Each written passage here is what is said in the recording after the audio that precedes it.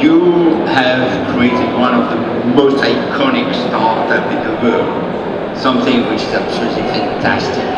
And today, if you had to give a piece of advice to somebody who is starting up his business, what would you tell him, particularly if he or she is French? Well, I think my advice would probably be the same no matter where you're from, which is you really should focus on something that you believe in first. Right? There are a lot of people who have this idea that they want to start a startup. I actually didn't. That's not how I started Facebook. You know, I built something that I thought was important at my university at the time.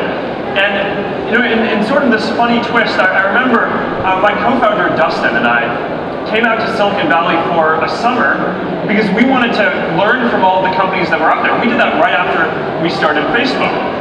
And I remember having this conversation with him at the time, which was, you know, one day maybe we'll start a company. Surely Facebook isn't that.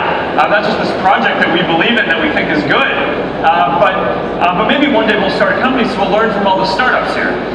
And you know, the funny thing looking back on that is if you go into this process with the idea that you want to start a company, you are more likely to get stuck with an idea that maybe it's a good idea, maybe it's not, but you probably won't have the flexibility to, once you start hiring people, it gets harder to pivot and move in different directions. Whereas if you just start doing something because you believe in it and think it's good, and stay relatively lean until it's working, right? And there's clear demand, and you know that people want the thing that you're doing. I know that's how most of the really big and important companies end up getting built. But these days, I think it is a better entrepreneurial environment now to start things than when I was getting started with Facebook. In Paris and in France specifically, the evolution has been very impressive, and it's quite different from that other theme, which is, you know, the talent here is amazing.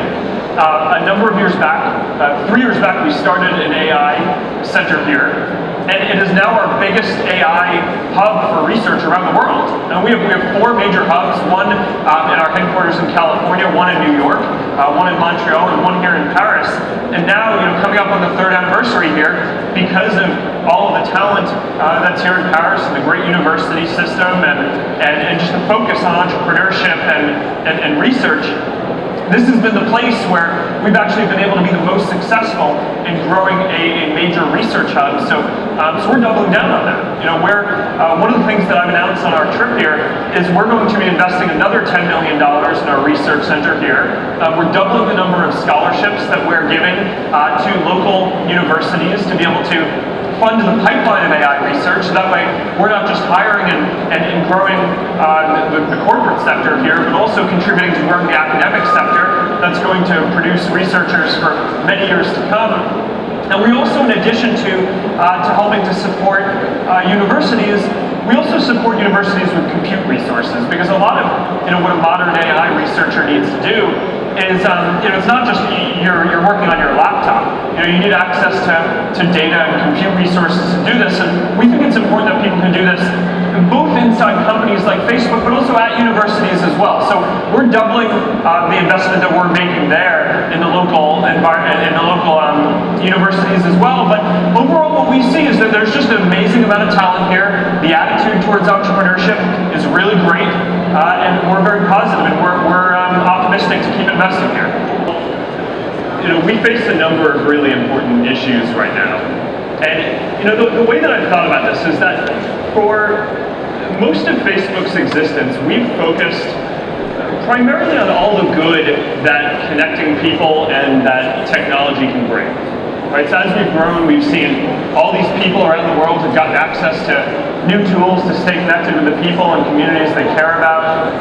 In Paris here, after the terrible terrorist attacks a number of years back, people use the tools to be able to tell their friends and family that they're safe and to show support for people here.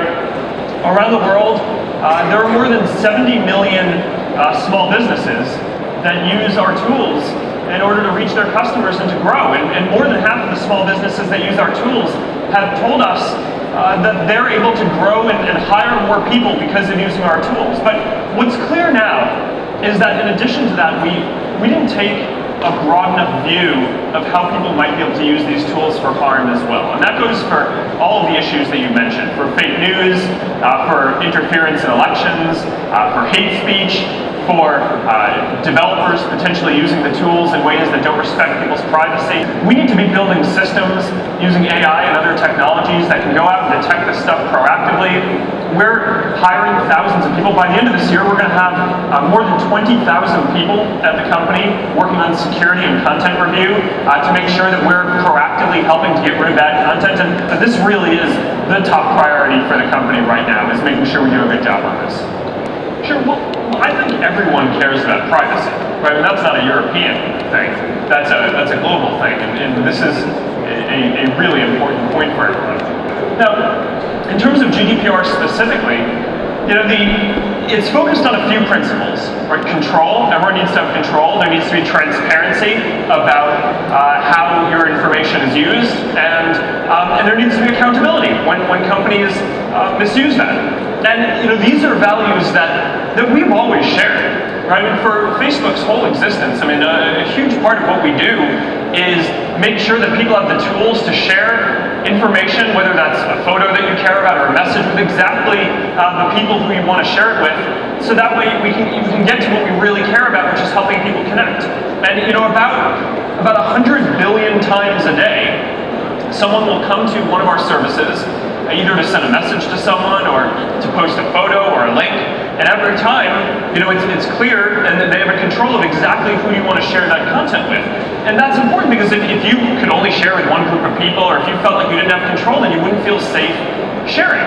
And one of the things that I think good regulation can do is it can increase public trust that these systems are working, and ensure and give people the confidence that these systems are respecting what they want. And I think GDPR can be a step in that direction now, and we've been working for a long time with a lot of people to make sure that we're in complete compliance with the additional strong regulations in GDPR. And now that we've done that in Europe, we want to make sure that everyone around the world has these same strong controls. So we've announced and been very clear that we're going to roll out all of the same controls that we're building here in Europe for the GDPR for everyone who uses Facebook and around the world. And we're happy to start doing that in the coming weeks.